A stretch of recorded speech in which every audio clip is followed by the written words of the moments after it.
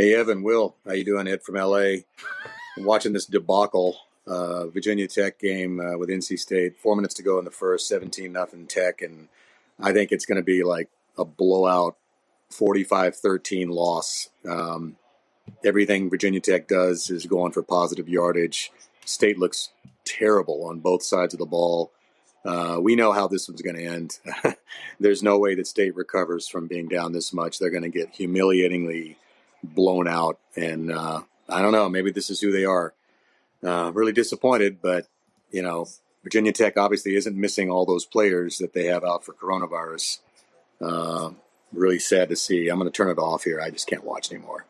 I'm sure you all have a great post-game podcast. I'm sure it won't be festive, but anyway, I think they are who we thought they are. This team is no good. They're going to have a losing season. What else is new? Take care. Well, Ed, you're right. This is not going to be festive, and I don't know what else to say after that one. I do understand and appreciate Ed's disappointment. My favorite part about Ed calling in, he calls in a lot, leaves us messages, which we really appreciate, is the fact that he did it before this game was even over. This game was 17-7, within reach, reasonable, and he's like, nope, I'm calling in and I'm done. So I appreciate that. Ed always keeps it real, and I feel like a lot of fans feel the same way as Ed does. Ed does there. Ed's a man who's been through the shit. He knows. That's Ed has seen it all in regards to Wolfpack athletics. That is for sure. Well, if you think about it, it's only been that Mike Glennon game against Maryland that we've ever come back from, an utter collapse for 3 quarters. So I don't blame him. Man, that was just so hard to watch. And it's funny, I was the first 2 weeks, I guess, right before that game, probably right before 3 minutes into that game, it was like, oh man, I'm so excited. Can't wait to watch. Trying to get all the stuff done all day to keep myself busy so I can finally get to game time and see an exciting match. And then 2019 NC State showed back up. Yep. That's the hardest thing to swallow is, last year's 4-8, rebuilding, injuries. Got it. You got to show progress this year. Wake was maybe a glimpse of progress, and VT was just a complete regression.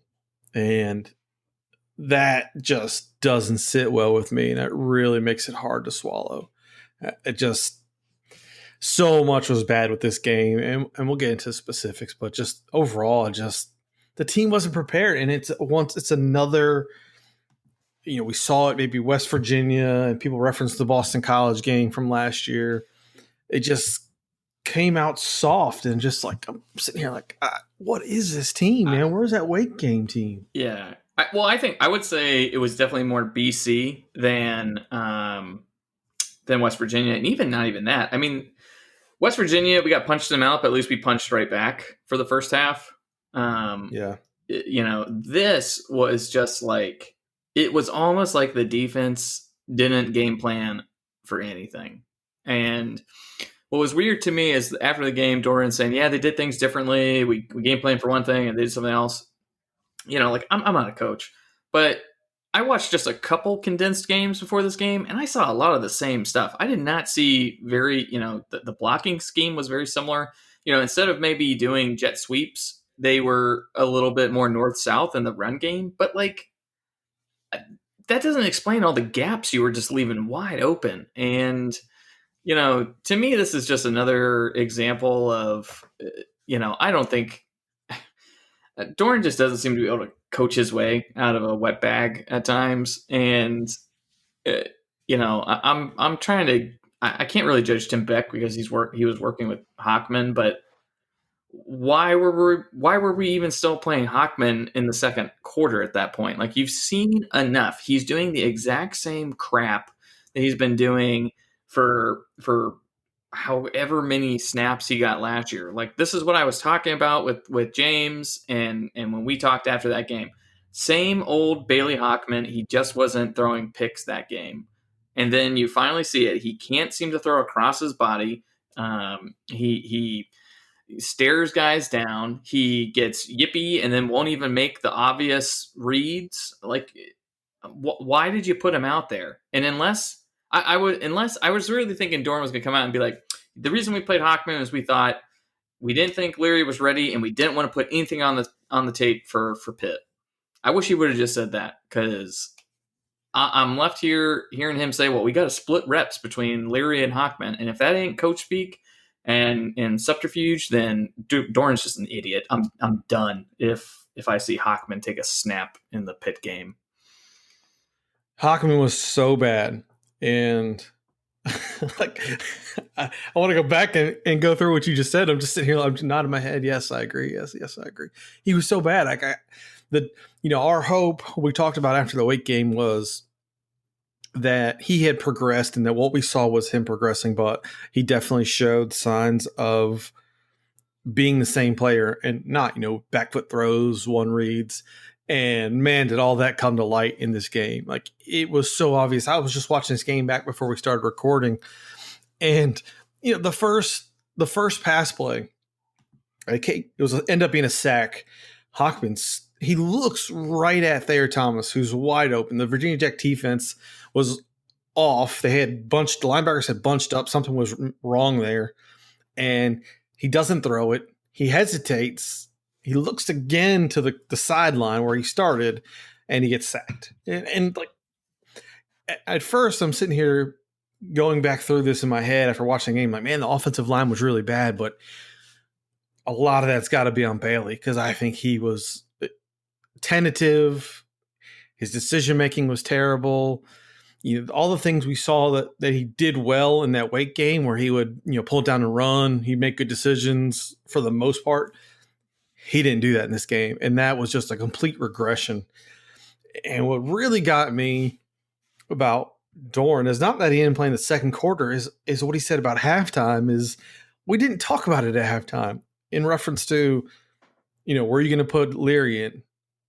Like, you didn't talk about it at halftime? Did you watch that first half? Did you see how bad that was? Do you remember 2019? Why is he's so stubborn that, I don't know what was happening in practice, but when you come to the games, like, how can you be so stubborn to see that first half and say, all right, Bailey's not in the right mindset today. He's not got it today.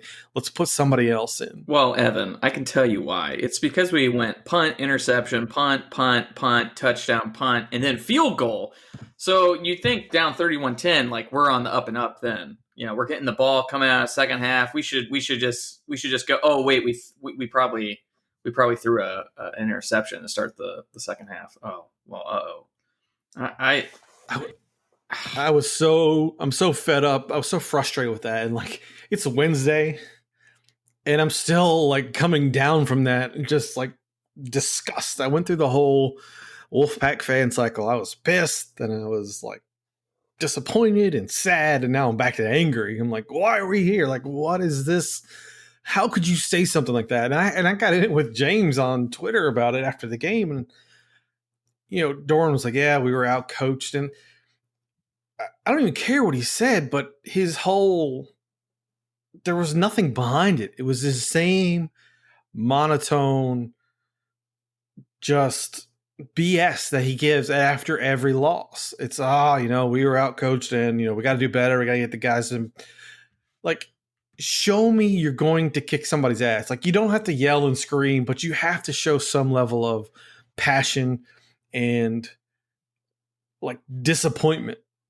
And you have to connect with the fans. It's not about just getting angry and riling people up.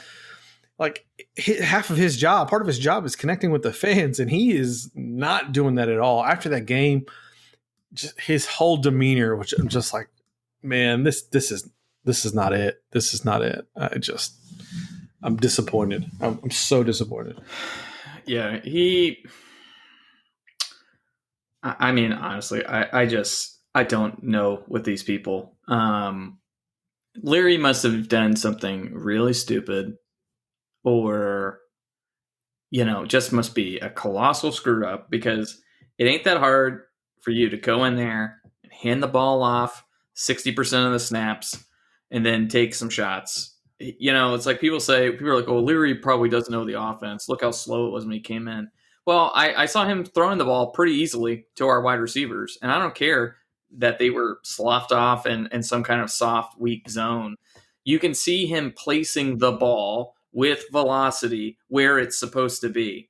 And the fact is that if Larry or if Hockman had been in that game and we had driven down there and had to throw that route to Riley, I don't think that ball comes out on time with the velocity in the position that needs to be. And I'm just so sick and tired of, he's doing everything right. Like Hockman is not doing everything right because he gets exposed immediately once he's in the game. I cannot believe that they trotted him out there. And, because I think Dorn is like such a sucker for, like the great narrative. Well, he won, and I don't know what it would do to our locker room if we took him out after the Wake game. Well, I'll tell you what it would do. The team would have a lot more confidence in the passing game, and just what a your best players have to play. I mean, that's what it comes down to me, and especially this quarterback position with this team. You don't need him to throw 40 times a game. You don't need him to be Joe Montana. You don't need him to be Phillip Rivers. Like, run the damn ball, run some play actions, and be done. You can throw it 20 times a game and be really successful with the talent you have, right? The offensive line is run blocking really well. The running backs are really good. That's it. Give Bam a lot more touches. Stop splitting rotations with guys that don't make a lot of sense to be there. Like, I don't know. It was so frustrating. Like, to me, he's just so stubborn. It's what it comes off as. It comes off as he's really stubborn with, all right, we got this rotation, we got this game plan, this is what we're going to do. We've seen it on defense where guys like, critical third downs, you don't have your best players in. And it's the same thing. Like, what are you doing? Is this, you're sticking to this plan, this formula that's got you to 22 and 36 in ACC play? Like, that's not it, man. But it got you there when you had quarterbacks that were competent. Ryan Finley was really good at dissecting and processing a defense and making the right reads. He didn't just stick to number one the whole time. Jacoby Brissett was really good because when the play did break down, he could still make plays with his legs, keep it going, and be a threat. And you got two NFL quarterbacks, one who's actually done more, which is Jacoby. So, if you look back on it, I'm more disappointed that we didn't get to maybe maximize Brissett's ability because of the Matt Canada system. But, your system only works when you optimize it. And for the most part, they did that with those two quarterbacks as best they could. I think we were a little limited at wide receiver with Jacoby at that time. But when I think about it, like this game, it's like, why are you not just pounding the ball on the ground? And, your quarterback is obviously so limited and you are not doing things to help them. Like, that's where I'm kind of confused. I'm like, why did Beck think this was going to be the game plan that worked? Why did the coaches come behind the decision of, hey, you know what worked last time? Like riding the ground as much as we needed to. And this time it was like, hey, why don't we come out, go empty, and let this guy who has a freaking super soaker of an arm, try to win this game in the air. I don't know what they were thinking. I don't either. I'm pulling up the box score because I didn't check beforehand how many passes versus rushes we had. That's first downs. Rushing attempts, 42. Rushing attempts, 33 pass attempts. That's not good enough, man. That's throwing it too much. And I wonder, I guess 16 of those were Leary at the end when they're down a gazillion points. I don't know, man. Run the damn ball. They ran it, 170 yards, 5.5 a carry. Like, that's good enough to win a lot of games. How many? Why you get away from that? How many attempts did Hockman have in Wake? Right, it was rushing attempts. No, passing attempts. Oh, 22 or something we said last week. Yeah, right? 23, right? And he had 16 by the time we yanked him out of the game.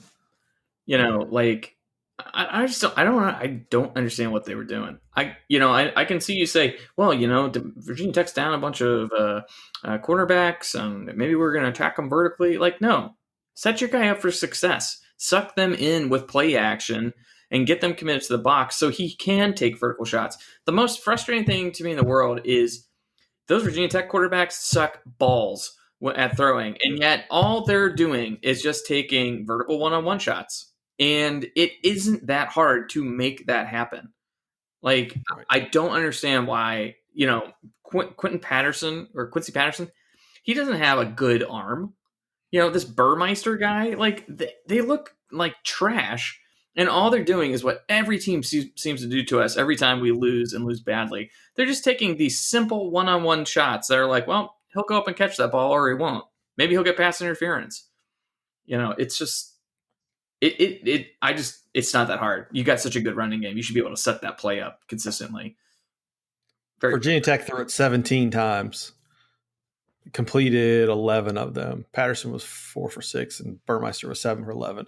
Like, they didn't have to do anything. This is their second and third string quarterbacks, and why we're not doing that, right? It's the same thing we did against Wake. Is we outmanned them. We ran the ball and then gave Hockman easy throws. And out here, you come out throwing, coming 3 wide, come out empty sets. I'm like, what is this? I don't know, man. It's really confusing, really disappointing to see that. I'm not just not even sure, like, what's the problem here? You just talked about, they didn't get the most out of the Jacoby years and the Finley years. The common denominator here is Dorn.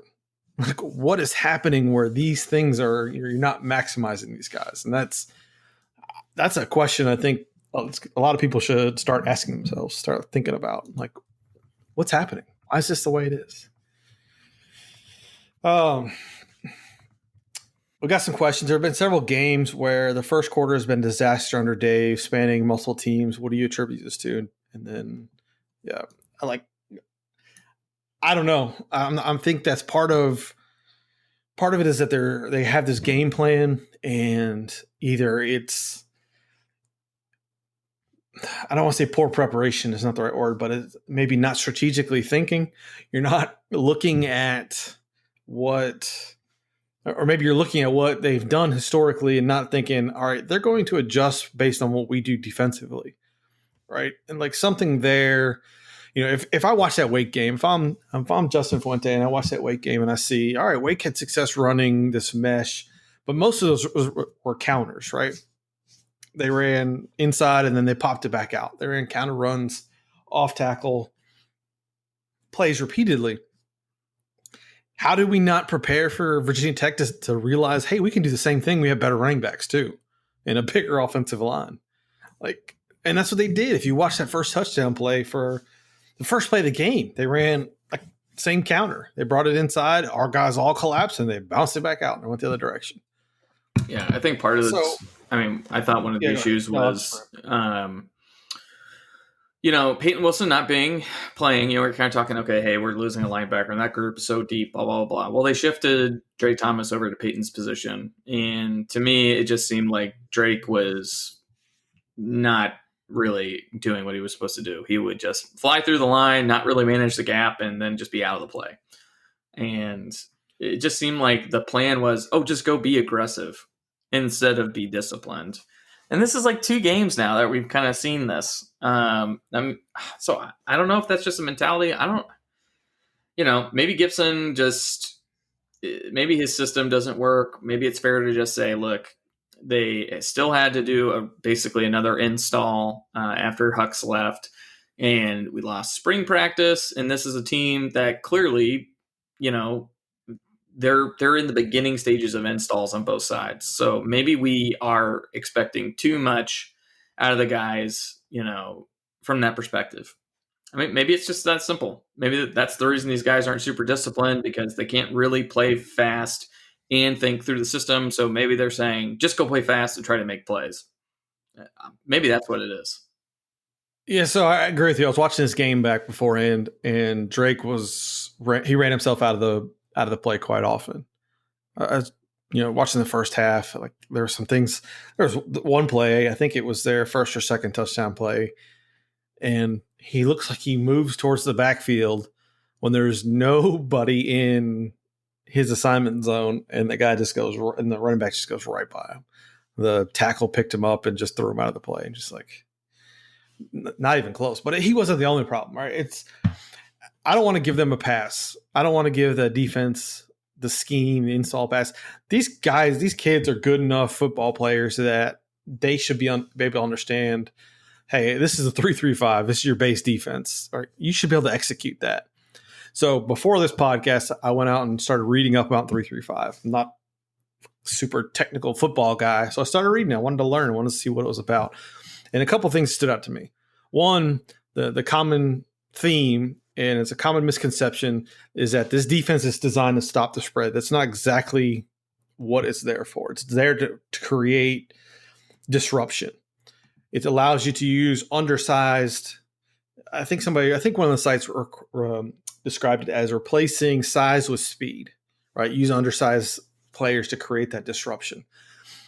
One of the things that I was watching Charlie Strong's 3-3-5 at USF, watching some of the Louisville tape, watching West Virginia, Texas Tech. They got these teams that have run the 3-3-5.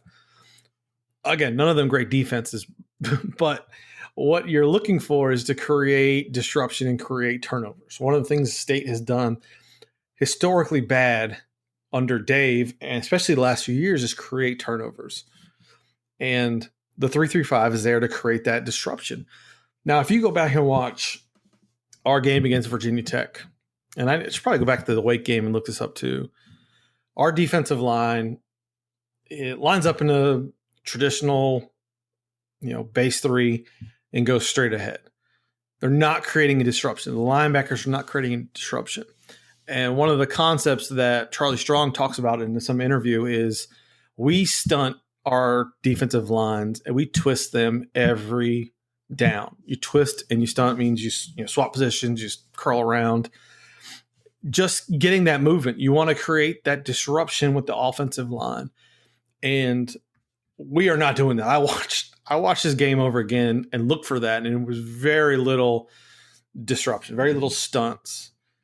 And that's how they create confusion with the offensive line, is by doing these things and by moving your defensive linemen and giving your linebackers different reads. And man, all I kept seeing was our guys go straight ahead. Kept seeing our linebackers drop in, either get bunched up, and it doesn't work. And these teams are running counters on us. They cut inside, our guys collapse, and they bounce it back out, and they're gone. And something is not right there. Did they not have enough time to teach that? I think that's very strange if that's the case. Or they just, I don't know. Gibson said he wanted to create turnovers. He wanted to create disruption. We're not blitzing. And that's one of the things you're supposed to do with this 3-3-5. You're supposed to bring creative blitzes. You're supposed to, bring it from different angles, and your different linebackers get different gaps. Like, I'm reading these middle school coaches break down the 3-3-5, and like, we're not doing any of that stuff. And that's like middle school concepts. I don't know. I don't understand what that is about. I'm not a big believer in scheme is the problem. Mm-hmm. Like, your scheme should fit your personnel. Like, I don't think 3-3-5 or 4-3 makes too much of a difference. But if you're not executing it in the best way, these coaches are too good. Like, Fuente's too good of an offensive coach to run that same thing over and over again, and for him not to pick up on it. I don't know. I know I'm off on a tangent here, but what they should have done and what they've claimed to do, Gibson has always claimed to do, is to be multiple. We haven't been multiple. There haven't been any times where you 3rd and 1, 3rd and short, and you bring 4 defensive linemen in, and you're running 4-3, 3-4, anything. Like, they're not switching up like they claim to do, and that's what all these coaches are saying with the 3-3-5 is it's designed to be almost gimmicky and different. And Tony Gibson said, hey, we're not looking to give up. I'll read his quote here. The greatest example of how, this is from the Texas Tech and they were breaking down Gibson's defense. Greatest example of how Gibson chooses to view certain stats, but there are others. He won't allow a defense to be defined by yards it allows per game. Okay, I think that's fair. He instead knows scoring points matters. In most circles 3 factors that should keep opponents from scoring. He wants to get 3 and outs, third down stops, and turnovers. We're not doing any of those. We're not doing any of those. Which, and I mean, one more thing. It goes on to say he knows the way his defense is structured with disguised coverages and unpredictable blitzes. He gives his players greater odds to win that down. We are not doing that for whatever reason. Like, I don't understand that. Sorry, go. That was 10 minutes of me ranting about 3-3-5. Man, I got no words right now. I just, I mean, I think a lot of it does come down to talent. I think we got a bunch of, to use the phrase, we got a bunch of jags on the line, is what I feel like right now. And it's because, I mean, mainly it's because they're a bunch of young guys, so I'm not surprised. But it's just like you got a Liam McNeil, and then you've just got a bunch of pieces around him. And when the most dynamic person on your line is a tackle, it's going to limit you. And this is where having Gunter, Lias, or Baltapelli, just somebody that is an athletic freak coming off the edge, could help kind of fix this defense. And I feel like I was raising the flags in the offseason when those guys were bouncing out of the program, and I was told, oh, we'll be fine, and it's no big deal. You can make up for it, blah, blah, blah. There's not enough room for these guys. But, like, you can't lose your best defensive ends and then be surprised that we're not really doing anything on pass defense. We're just leaving these guys hanging because our issue has been that our defensive backs need help. And I guess I'm not surprised. I guess what I don't understand is why the other guys, when it comes to run defense, just seem to be standing there and holding on to people and hugging instead of getting that push that we're used to seeing out of the NC State defensive lines. So I don't know if Charlie saw something different in this game or the others, and they just weren't ready. Are these the few teams on the schedule that are going to cause a lot of problems for us, and we don't have to worry as much going forward? I don't know. It's just, look, we're down another safety. I just feel like we're seeing the slow motion train wreck, which was last year, which was we didn't lose everybody up front. We just started losing guys 1 or 2 at a time each game and at similar positions. And then all of a sudden we were dead. And, Pitt is going to attack our secondary all game. If, I think I saw Isaac Duffy was on the 2 deep. That's the problem. I'd rather us not bring Tanner Engel back and let him get another week off for his hamstring. I'd rather lose this game than hopple him for the remainder of the schedule. Maybe I'm wrong in doing that. So maybe I do want to see Isaac Duffy. But it's just the same shit, different day. And that's why I'm sitting here saying, like, why are you even fiddling around saying that Leary isn't the starter? Because I've seen enough. Like, Hockman is a turnover machine, and you cannot win games in the negative on the turnover margin. And he is going to be a problem going forward. I don't care if Leary is inaccurate. He can hand off the ball, and then he can take deep shots and see if we can chunk play our way to a win or two. Because you can't win if we keep playing the way. If we see another Virginia Tech performance, maybe Virginia Tech is that damn good. Maybe they were just firing on all cylinders. I don't know. But that did not look like a team that had been suffering through a COVID crisis and had been sent out for weeks and hadn't gotten a chance to work out the kinks. I don't know. Either we're that bad or they're that good. How bad is Wake if that's the case? Wake sucks. Wake obviously is going to have a regression. Again, like, they did have a bunch of guys that were out for our game, so I'm not surprised. And people are like, well, the so-and-so was back, blah, blah, blah. Like, I don't care. They weren't back and they weren't ready. Again, maybe VT is just special. They had a lot of starters returning. I don't know how many guys, aside from Hooker, I don't know how many relevant guys were held out in that 23-person holdout. But, the fact is you were down to the third-string quarterback at one point this game, and they were scoring with ease. And they didn't have their defensive coordinator was out. I don't know if Bud Foster was working with whomever, and this wasn't as big of a surprise. So maybe they were more prepared for that element. But there's just no excuse for, being surprised. How many times do you see like a quarterback get knocked out and the game really not change going from QB1 to QB3? Like it's just feels like a lot against us, to be honest. Yeah, I don't know. Maybe our coaches are idiots. I'm really frustrated today. I think our coaches are idiots. I mean, it's harsh, but that's what it keeps coming back to. Maybe I don't think they're dumb. I think they are just stubborn. They're just stubborn, and I don't. Maybe Leary only had, how many throws did he make in this game? It was 10, 15?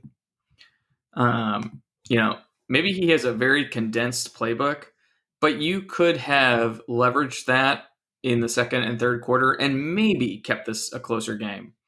And then maybe you're going to the fourth quarter and you're like, at that point, you hit the wall with Leary and it falls apart.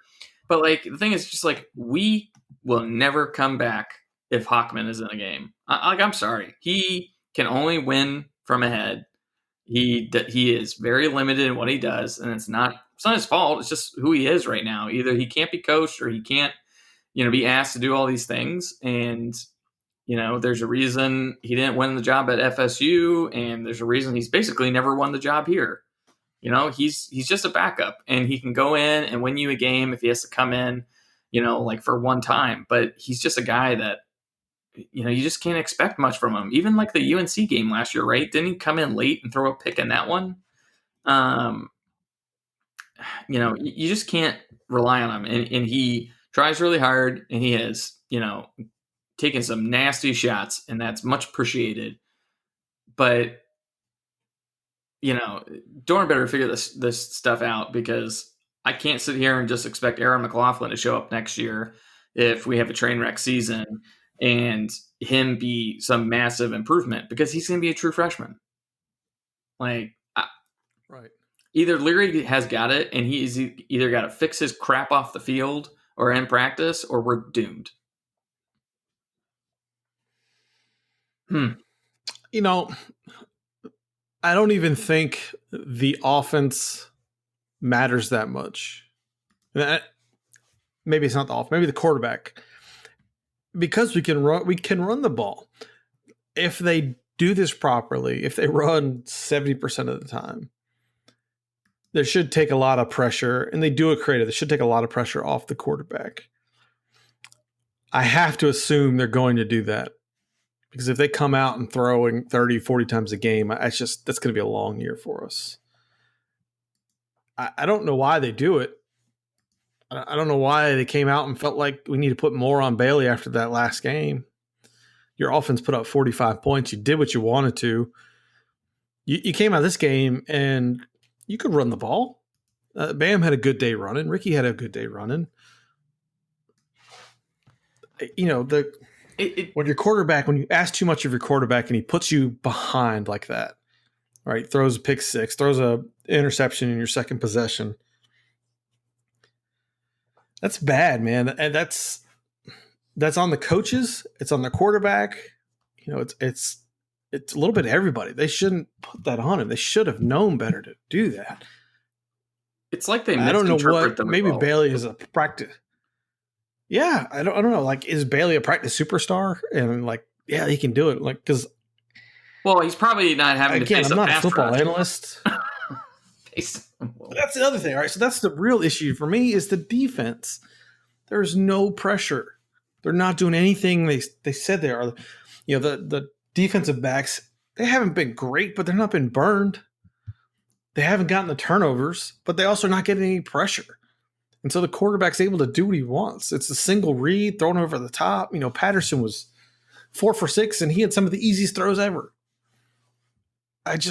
the defense is really, really what gives me pause, because that defensive performance with the front six, I guess is it's not good enough. I don't think it's a personnel issue. I think that's a BS excuse. From watching what they did in this Virginia Tech game, it was very much a pattern with what they did with Huxtable. Was they played base defense. They didn't mix it up, right? It was that bend but don't break. It's the same concept. The common denominator is not Huxtable or not Gibson. It's Dave. And I feel like there's some influence happening there that is leading us to where we are now. Defensively. He's supposed to be a defensive coach. You got to be better than this. Break up a pass, get an interception, get some sacks, like create some disruption. The Charlie Strong piece that I was reading talks about his psycho line, right? That's how he mixes it up. He brings 6 guys to the line, they'll stand up. You know, the Patriots do this too. Bring them up, stand them up, and you don't know who's coming. And I'm watching these clips and watching this film from Louisville, Miami. And Miami had 5 offensive linemen on that team that went to the NFL. And Louisville just ate them up. Just creating that disruption. You don't have to have the 5 stars there if you're schematically superior. If you can, your game plan is better. And, you know, offensively, right? If you go and look at what happened this weekend, Mike Leach goes into Mississippi State, goes and plays LSU, at LSU, breaks all kinds of SEC records, and just he's with a simple, better scheme, and they executed it better. And we don't have any of that, and we haven't had any of that. Do something different. Do it really good. And we're not doing anything different, and we're not doing anything really good. Yeah, it'll be interesting to see how that Mississippi State team does as the year goes on. You know, it's like we said, I didn't want to play them with Mike Leach. I mean, that system is so easy to install, and it is so friendly on skill players that, you know, it's just like in college, you have a limited amount of time with your players. You should be running stuff that makes their life easier. And yes. I don't know if Beck does that or not. I mean, the run game did not look like a problem in this game. And so, you know, he seems to at least have been able to install that relatively simply. And I'm sitting here going like, do we see Leary after this Pitt game? I mean, like, I'm just going not. My expectations are so rock bottom for the Pitt game. But are we going to see him going forward? And is the offense going to look easy for his skill set? Is it going to look like something where it's realistic to say, yeah, I mean, he missed 2 or 3 weeks of practice. We didn't want to throw him out there. We thought the worst thing we could do is, you know, put him in a bad situation. So, you know, unfortunately, Hockman couldn't get it done. We had to put him in, and he's just going to have to take his licks.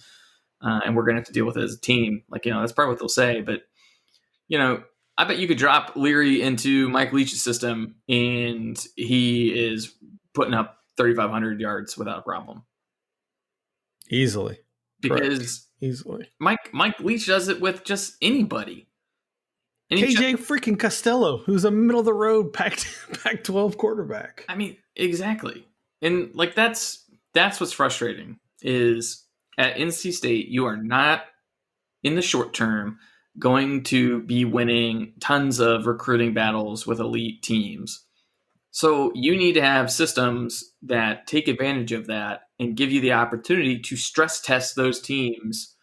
You know, we're probably never beating Clemson in this current era. Like, get over it. I don't care. So don't build a team to beat Clemson. Build a team to go clean up on everybody else.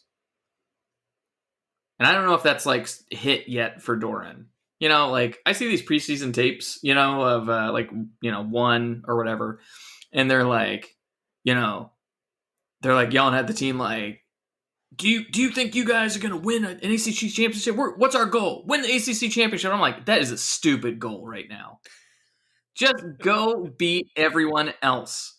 You're not winning, and it's like when you see like a presidential debate or like a political debate, and the person's like, when I'm president, when I'm senator, when I'm blah blah blah blah, and I'm just like, you're not. I don't know if you are yet. So like, quit lying to yourself. That you know, it's like the guys that you're like, you'll remember during the Democratic debates. I don't know if you watch these or not, but they had what, like 15 people on the stage, and they're all like, when I'm president, and I'm like, none of you have a freaking shot. So like, quit deluding yourself and saying that. That's how I feel when I hear we're going to be ACC champs. That's one of our goals. No, your goal should be to win 8 games, 9 games, 10 games. Show that you can even get in the realm of possibly being in that discussion. And I don't think that's a defeatist attitude. I think it's being realistic and saying like, hey, we need to go clean everyone else's clocks before we even think that we're going to knock these guys out. We'll give these guys our best shot, but that's not what we're building our season around. Our season's going to be built around beating the shit out of UNC and then beating the hell out of Cuse, Wake, whoever else pops up on the schedule. BC, like, beat the teams that are in your realm. And, I just don't get that sense with Doran. I feel like his priorities are off. I had so much hope for him when we hired him, and it's just like year after year, I'm just like, okay, cool. You're just a 3-5 or a 5-3 type coach. You are not going to get us to the promised land, and you're going to do just enough in a few key spots to make us look good. But he's just has he? Like, yeah. So here's my question. We got a lot of national love last week. We're all excited about it. I didn't even listen to any of these podcasts this week because I don't want to hear it. Like their disappointment because it doesn't even begin to compare to mine. But the reality I had, really thought I had, our program is on the same level as Wake, Duke, Syracuse, I guess. But thinking about it in the context of locally, Wake and Duke, like, how does that make you feel? Is that a hypothetical? No, because it's 2 private schools who don't really care about football. No. Look, I don't know. That I don't think we're on their level. I think we're above them. But I think the fact is that you can basically group. You can essentially group. Well, what I would say is, I don't know if we were having this conversation or maybe we were having this conversation with James, but it's like there's a grouping of schools that we are in the same realm as, but that we should be at least the top of their pecking order. And that's what frustrates me is there's really no reason that we should be consistently beating a Syracuse, a BC, a Wake, a Duke. I'm fine if you want to trade back and forth with UNC. There's no reason that a school like ours, that has the fan support like ours, that has the financial backing like ours in the past, should struggle to put together a winning football program amongst everyone outside of Clemson and Florida State. Now, maybe you can say, well, it's not fair. We've always had to face those 2, and that's blah, blah, whatever. I don't care if you're going 5-3 every year and you're only losing 1 of the games between the other guys. Fine. But like, that's not who we've been. We've been like just a mediocre 3-5, 4-4, whatever. I don't have the numbers in front of me, but that's basically where we are historically. And, if I'm Boo and I'm taking a hard look at this, I can't do anything this year because everyone is cash strapped at this point.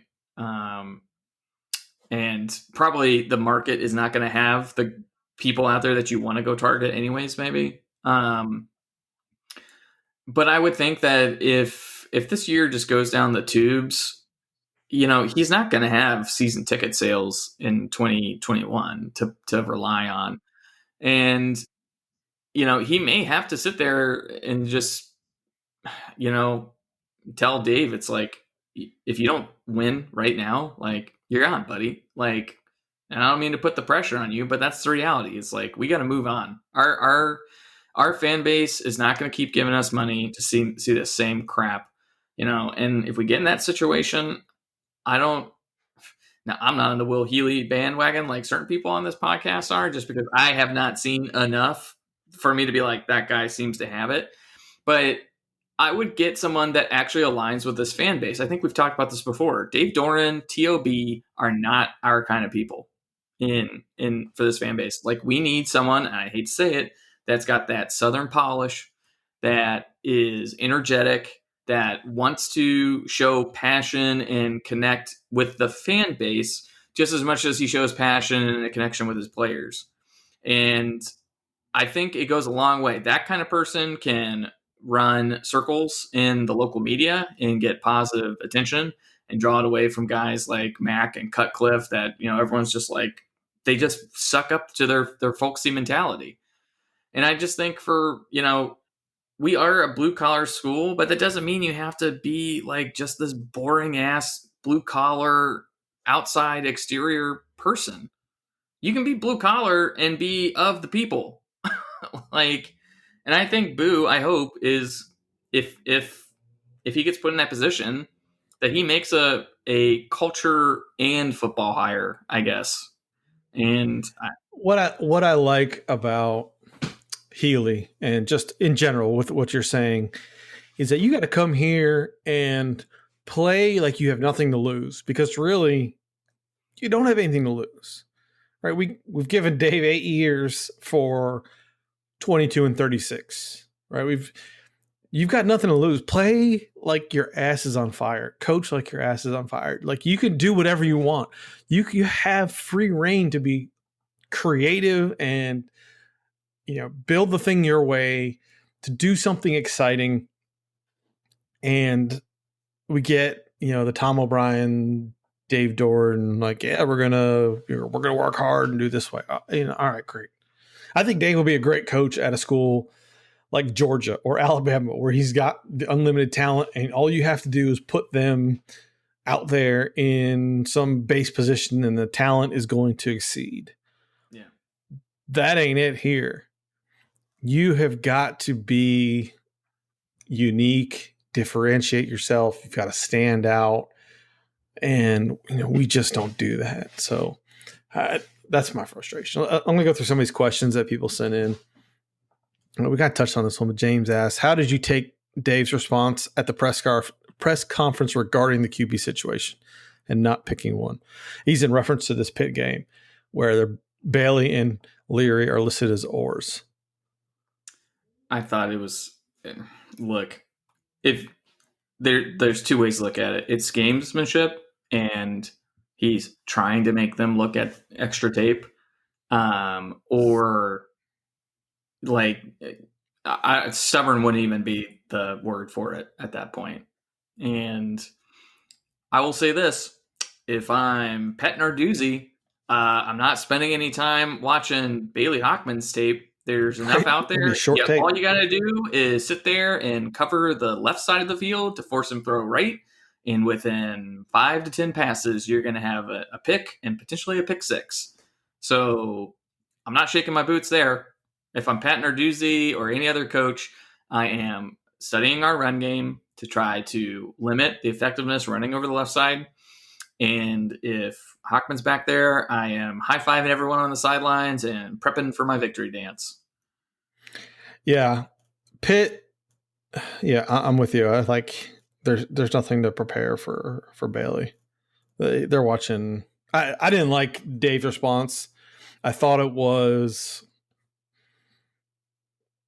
as expected, right? I don't expect anything different from him at this point. I think that is very par for the course, man. Like, I don't know. We'll see how practice goes. Like, I know you watched that game. Look, I know you saw what happened. Now, was it all garbage time with Virginia Tech? Maybe. I don't know. But I know you watched it, and you're going to tell me that you even think there's a chance Bailey starts that game? I think most people agree if Bailey even plays, you're going to lose a lot of people, and it's only freaking week 3. If you want to say, like, hey, I've got to have Bailey ready in case something happens to Leary, fine. Yeah. But don't make it sound like it's up in the air and I don't know what I'm doing. Because, again, I don't think you're tricking Pitt, and all you're doing is antagonizing your fan base. Your fan base wants to feel like you have a plan and you are going to solve it. And when you say shit like that, it makes them all go, like I think I don't know if I texted you or my boss. I don't know who it was, but I was just like, this is the kind of crap that like turns NC State fans on Dave Doran. Like, it's not that we want him to fail. It's that he triggers it. It's like he's trolling us almost, because he's like, this is my playbook. This is what we did when we were at Kansas. Like, you ain't at Kansas anymore. And that was a fluke of a program anyways. Like, you got to adapt. And he is just, it's like he can't just come out and say, he's like, yeah, we made a bad call. Made a bad call. Yeah. Put him in a bad position, right? Yep. I agree as a coach. I agree with you. Like, he antagonizes. I think that's a great way to say it. That's what I was trying to say earlier. Like, with his post game, we didn't consider Bailey or just his demeanor. Like, he antagonizes. He brings it out of us when most of us just want somebody to be on our side and feel the frustration that we feel. Like, pretend you're one of us. If you don't think that, like, show it. I know we've seen it. You get the behind the scenes footage and we've seen it. He's got it in him. Why he does these things where he just gives us the coach speak and like, you're exactly right. It drives us crazy, turns people on him. He looks down on the media and he doesn't realize that the media is his vehicle to the fan base. Yeah. And that's what it is. He is a smart person. I just think he does not understand that you run your program and you have to market your program. And he's so focused on running it that he does not remember to play the media and give them the sound bites that will get back to us fans and say, like, hey, everything's working out. Everything's gonna be okay. All you got to say is, we didn't think Leary was ready. We were hoping that Hockman could work through it. We saw some positive stuff on that, at the end of the second half that we thought, okay, maybe he's going to figure it out. Maybe we can scheme around him and protect him. Instead, you say, we didn't even consider it at halftime.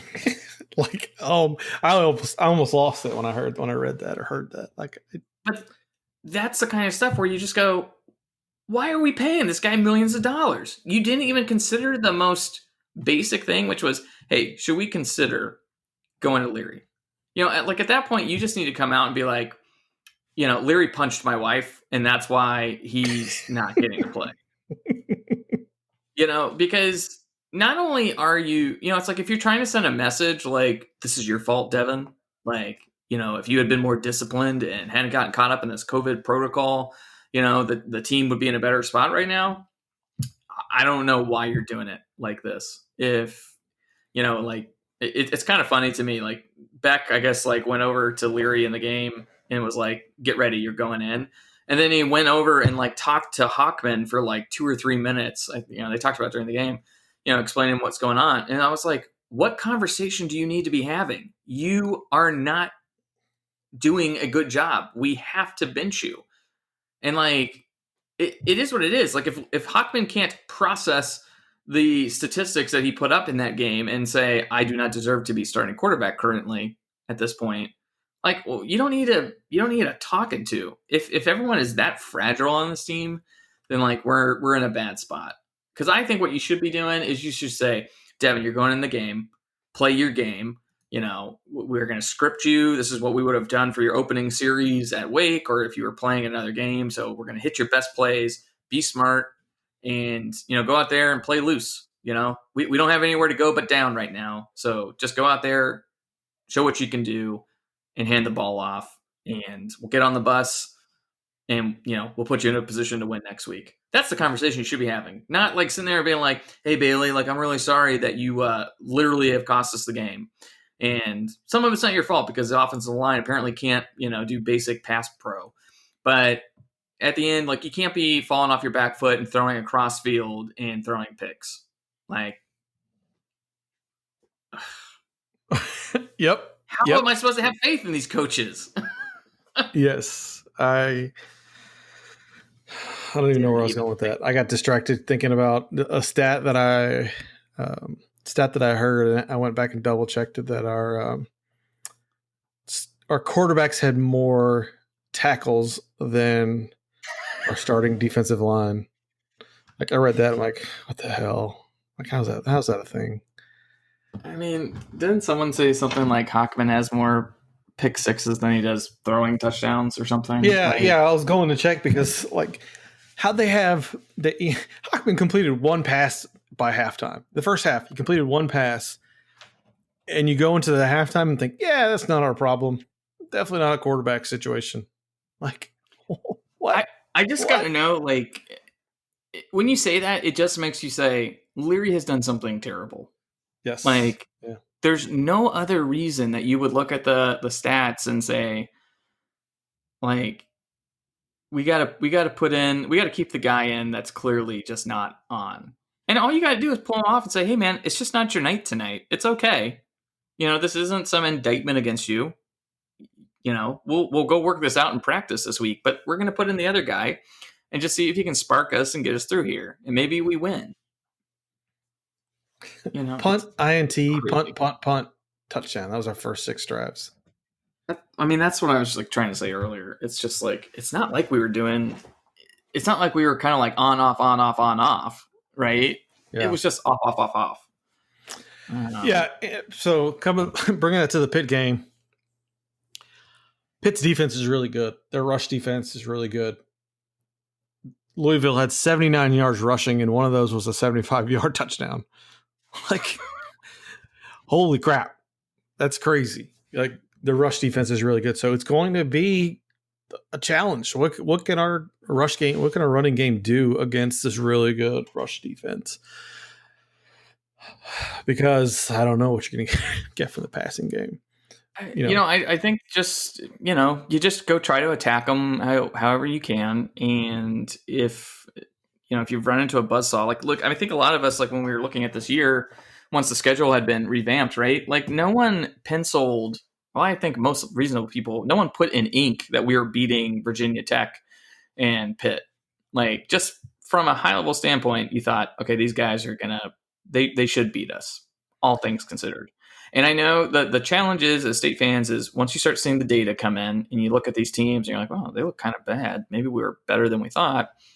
Well, you got to remember, like, I feel like I was saying this all offseason. It's like the first 3 or 4 games are a complete crapshoot. Like, if we'd played Duke or UVA, those teams did not look very good if we'd played them last weekend. If you got the 7 interceptions and turnovers or whatever that Duke threw out, we're winning that game easily. Because these early season games right now are kind of just complete clusterfucks for the most part. Well, that's the thing. At least look solid on defense, which is like what their card was, right? Yes. That's the thing, though. Like after our Wake game, we were like, all right, maybe that's not going to affect us. Maybe they are better prepared. Maybe they are well coached. Because they looked really good in Wake. They didn't do anything stupid. They executed. They didn't get many dumb penalties. And that was just it was all gone for this Virginia Tech game. So who the hell knows what you can get from this team when you go to Pitt? Because like we said earlier, every game on the schedule is 50-50. If the good team shows up, if this bad team shows up, if this Virginia Tech team shows up, then you're not getting anywhere. James asks, is there any way to move the ball against Pitt? Forward. Likely it's going to be backwards for the most part if you look at the Pitt defensive stats.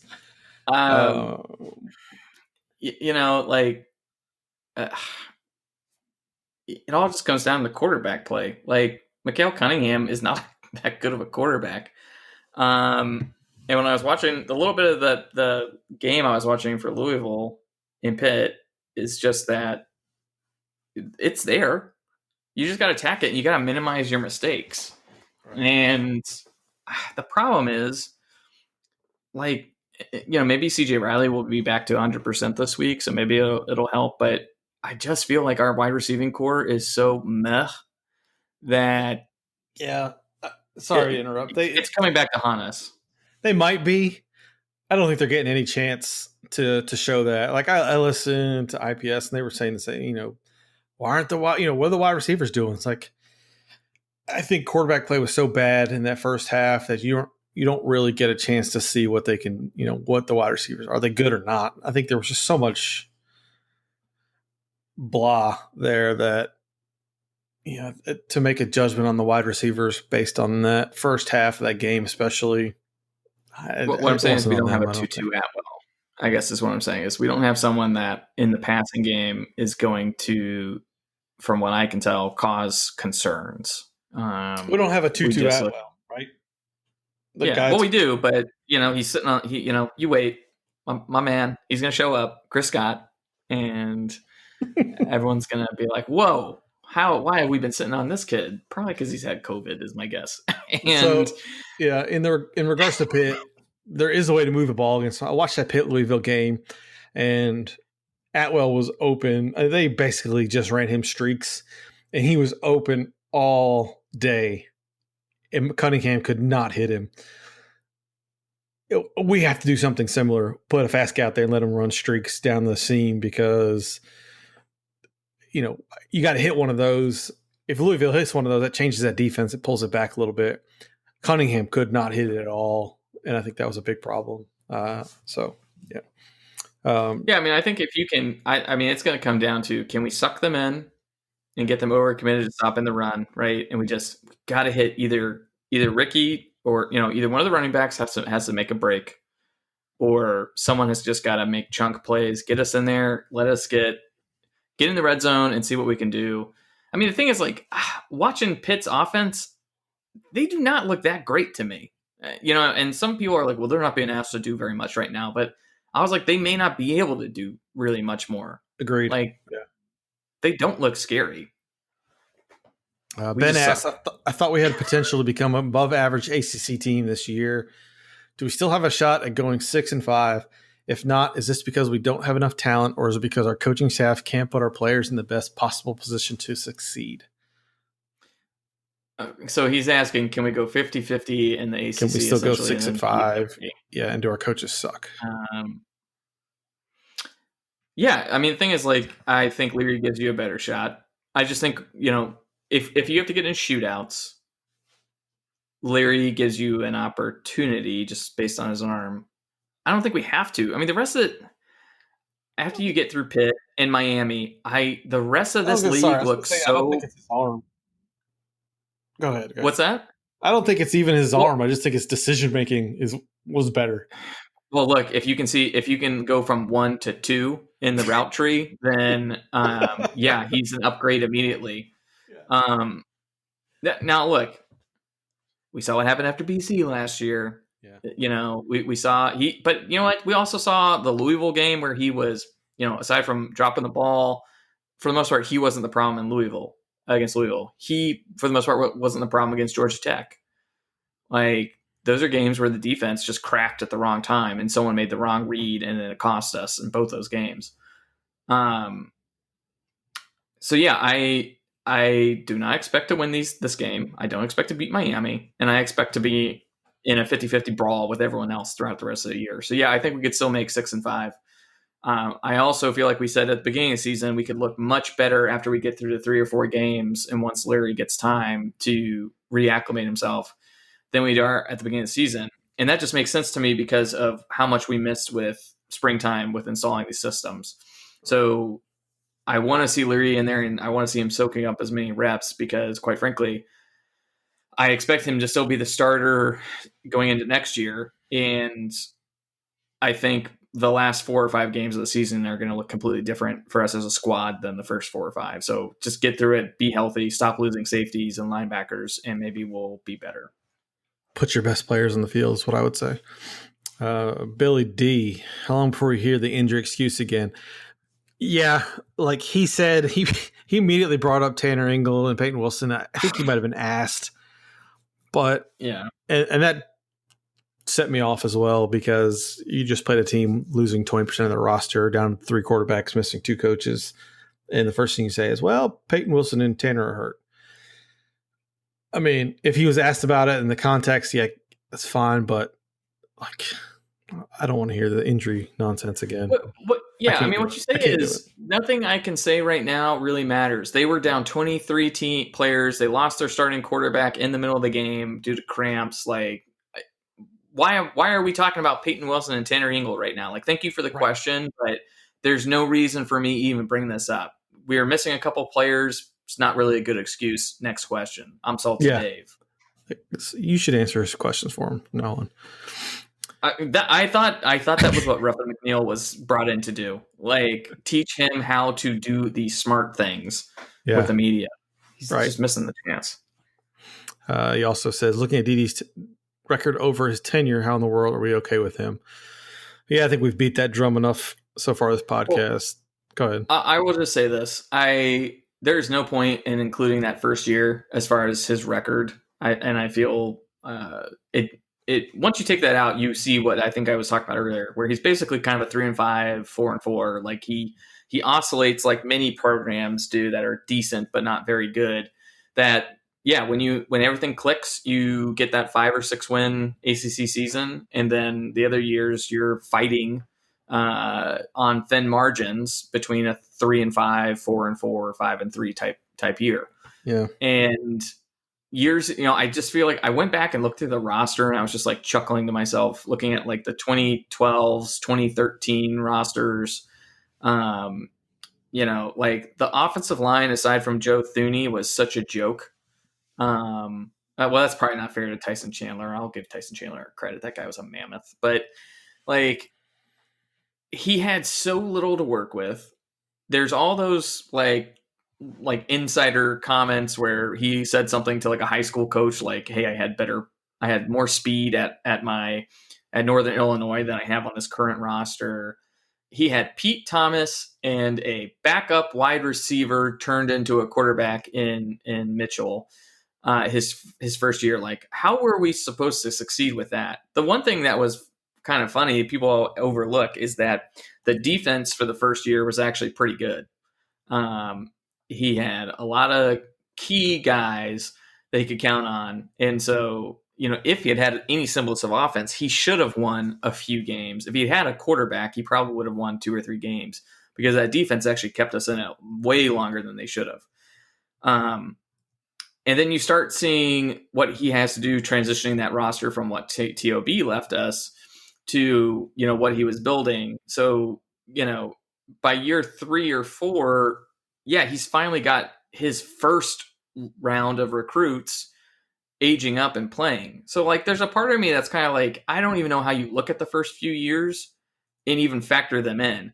To me, what is important is what happened once the bulk of his classes started showing up, and what did he do? Well, he had 2 good seasons with Finley, though underachieving in some capacity. And now you're seeing that the team, without a dynamic NFL type quarterback, looks pretty bad.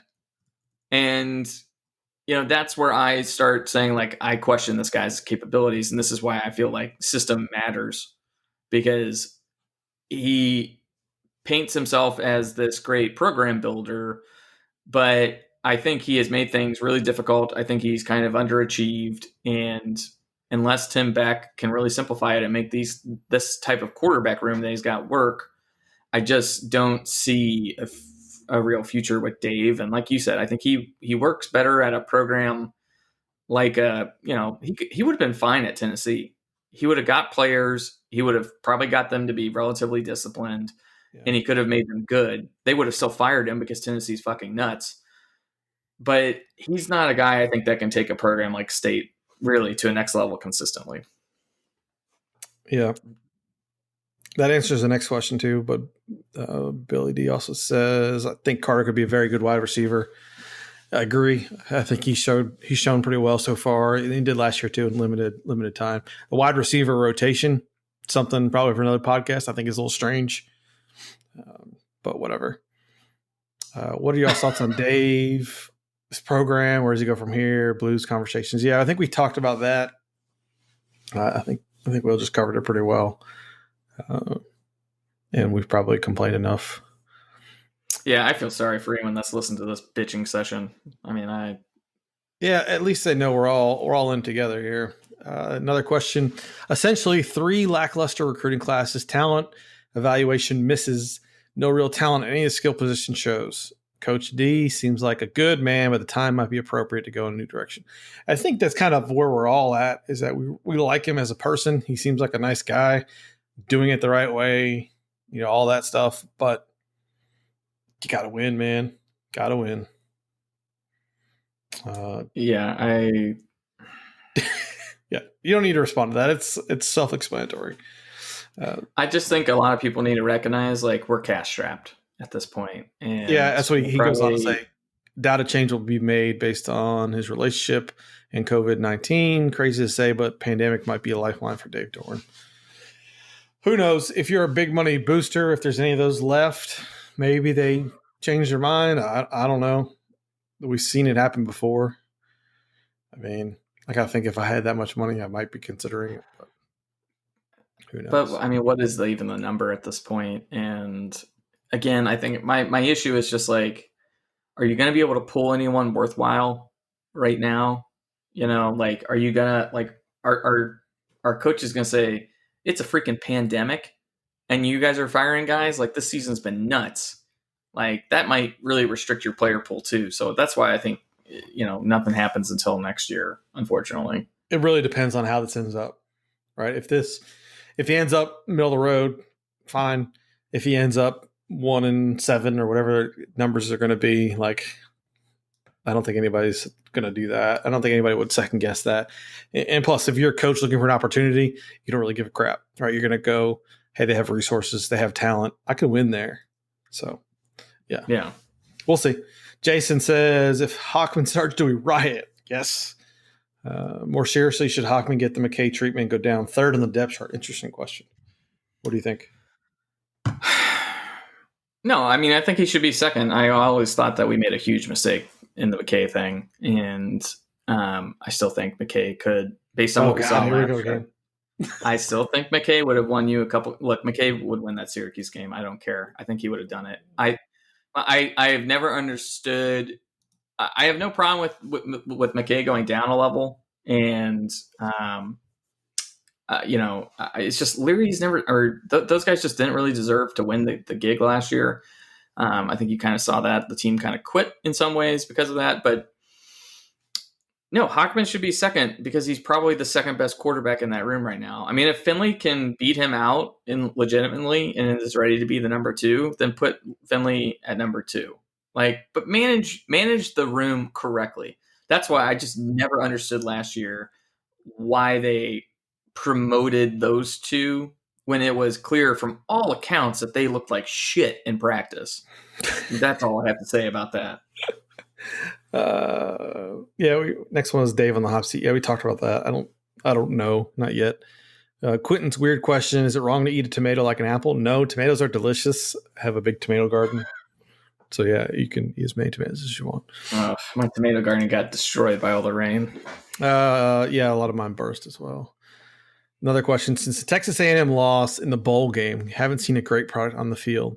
We've seen some bright spots. Prior to that, there was momentum in the program. Do you think that was turning point that will end Doran at State? That's an interesting question. It feels like it. It feels like that game really maybe kind of showed. We got big boyed in that game, right? I heard somebody else use that phrase before. We got big boyed, and we got big boyed in this Virginia Tech game. Not a good feeling. Very similar games in that regard, right? We just got pushed around. I don't know. I think this is what happens when you don't win enough recruiting battles, and there's nothing wrong with having a bunch of 2- and 3-star guys on your team, but typically those guys don't really show up until their junior and senior years. Yeah. And State is in a division where that's not acceptable. And I'm sorry, man, you just gotta go bring in the dudes and shape them up. And it's just, to me, it's just it comes down to wide receiver recruiting. It comes down to defensive back recruiting. You never seem to get these alphas and game breakers. And just all of a sudden you realized it last year. I keep thinking to myself, how much better would Kelvin Harmon and Jacoby Myers have been if there was one more legitimate threat at wide receiver to pair with them? and just a speed guy, like a real game breaker. Could have really changed that team and took it to the next level. These guys, I just feel like they bought into their hype when they had the Pac-14 class turned out to be just exceptionally good with all the draft picks. And they just seem to like not recognize like, oh, you need to consistently get playmakers. Right. And here we are. Mahesh asked, why weren't there any Spurtle commercials during the Virginia Tech game? He didn't really ask that. I made that up. First game is what I would say. I made that up. He says, why we're not able to pressure the quarterback? Is it due to scheme, personnel, etc.? Yeah, we talked about that early on. I really think that whatever is going on with the defense, they're not creating enough disruption by creating enough confusion. They are back to playing in base, and you can't win with average talent with whether you're running a 4-3, a 3-4, a 3-3-5. Like if you're just going to play base and you're going to let teams know what's coming, right? You just not in college, it doesn't work. And I think that we're seeing that. Why do you think Leary was put in so late based on his limited performance? Yeah, I think he punched somebody's wife, for I don't know what it was. It's something weird is happening. It's going to get revealed that somehow Devin was directly related to the COVID outbreak on the team, and that they are just punishing him for that in some capacity, or he should have been back sooner, but he got himself caught up in a contact trace just because he wasn't responsible. I feel like it's going to be some dumb stuff like that, and that's why they're just like, we can't trust him. Like, it just makes no sense. You can't talk all offseason about how he's the guy, he's the starter, he's really, won the team over, he's got the chemistry, blah, blah, blah, blah, blah. Like, there's just something there. And then we got a couple questions. Should we be worried about the secondary in general? It's never been good under Dorn. I don't blame the players coaching. I think our secondary has not been awful. I think Battles has been okay.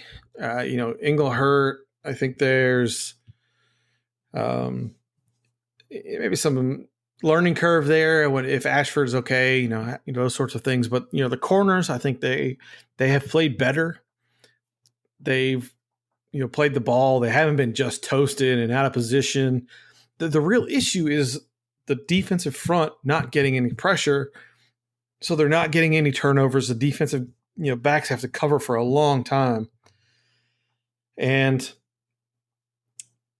I think that's really putting some unfair pressure on the secondary guys. Now, I thought Tyler Baker-Williams had a rough game in this Virginia Tech game. We were in the chat and we kept saying, who's that? Oh, that's Baker-Williams. Who's that? Oh, that was Baker-Williams again. Now, I don't know how much of it is because he wasn't getting the help he needs. We saw some of that with Engel last year. But, yeah, for the most part, I don't think that front is helping the back seven or the back five enough in this setup, in this scheme. Yeah. Yeah, I think – to me, I feel like, again, it just seems like the same story every year. It's like you need Ingram, Palmer, Engel. Like you need everybody, all hands on deck. And we just haven't had just the full room available to us since probably, I guess, the Syracuse game of last year. And I think that's the problem, is just because you were constantly had a revolving door back there all off season, and then you still don't have back all those guys during this off season. Like they just look discombobulated because they don't have any chemistry with each other. It's just every game we're having to shift in a new person. And I think that could be a big factor. Some people don't think Ingram's very good. I know where this is going. No, I wasn't going to go there. I've already said that. Okay, but I just think that's a big thing, is just even if your starters aren't just world beaters, I think having those guys there to gel is important. And I feel like, I don't know, you just can't put Tyler Baker. How can you talk about T-Bake? How can you talk about T-Bake all off season about how he's the best player on the team, right? And then he's just getting worked. Now, I will say he was like riding that coverage pretty hard at sometimes, and I'm like, how is this not pass interference on either party? Like, that's another thing I don't understand. It's like, are the refs, did they like have like a group discussion before the season started and just say like, hey, we're just like kind of not calling penalties this year. Right. No holding. Virginia Tech was holding all day. No PIs. Yeah, it was really weird. There's face masks that they're just missing that are like really blatant. Like, I can't remember if it was Drake or not, but one of the guys got through the line and clearly got face masked. And it's right in front of the official. And it doesn't get called. That fumble the week before, super obvious. Like, I kind of like don't understand what's going on. Maybe the refs just are kind of like out of it just as much because they're trying to stay away from the players, and maybe I don't know, man. It just seems like there's a lot of stuff where they're just like, oh, let them play through it. Like the season's meaningless. Seems to be the mentality. Yeah, recruit better players is what I say regarding secondary. If one guy going down throws everybody off, recruit better players. Better prepare the players who are not starting. Right. Those guys need to get more snaps. They need to get more reps. They need to be better prepared. I think it's something we talked about, a while ago, is that in these blowout games, especially the quarterback position, and this goes all the way back to Chuck, like put somebody in who's going to be your guy eventually and get him some snaps, get him some reps in these games where you're ahead or down a lot. Like put somebody else in, get them experience. That shows in these situations where somebody gets hurt and you got to come in. And now we're like, or we don't have enough players, or are they not good enough? Or are they not ready? Like if they're not ready, that's on you as a coach to get them prepared. So I'm done buying in with somebody got hurt and then we had to put somebody else in. Like you've talked enough about these guys. These are your players you've wanted to recruit. They're not freshmen anymore for the most part. Get over it, coach them better, get more out of these guys, do something different with your scheme. To take some of that pressure off of them, right? Change that up. So, all right. I don't know how long this podcast is, but we've been ranting on for a while. That was all of our questions. I don't know if you have it. I don't have anything else. How are you feeling about this Pitt game in 30 seconds? Can't wait for it to be the next game. I think it's winnable. It depends what team shows up. That's what I'll say. I don't think Pitt's offense scares me a whole lot. What are we going to do to make them look really good is probably the question. It's hard to imagine winning this game if Peyton Wilson's not healthy, if Tanner Ingle's not healthy, if we cannot win unless this defense improves. Right. And, if you can keep it, I guess I'd be happy if we just keep it close and don't look like a sieve. Yeah, we really look like a sieve. I don't like that. All right, folks, that's all we got. It's a lot of it. And we'll have the game chat again this week, probably on 11:30 or something like that. If you want in, let me know. Game's at 12. At least we don't have to wait all day for it. So that's all I got. Go Pack. Go Pack. You all know exactly who I am. Now, say my name. We must pay homage to him. Justin Fuente.